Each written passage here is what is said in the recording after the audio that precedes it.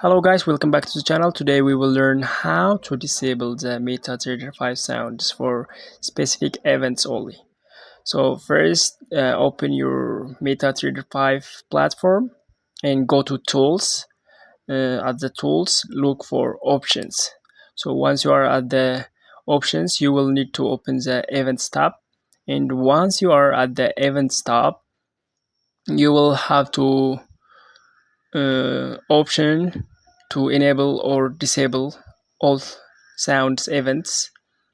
To disable sound for any individual event, click on the event. You will notice that a red icon will appear, which means the sound for that particular event has been disabled.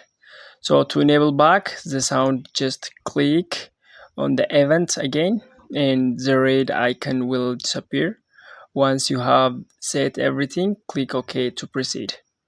So that's how you do it. If you found this video helpful, make sure to like, share, and subscribe for more trading view tutorials. See you in the next one.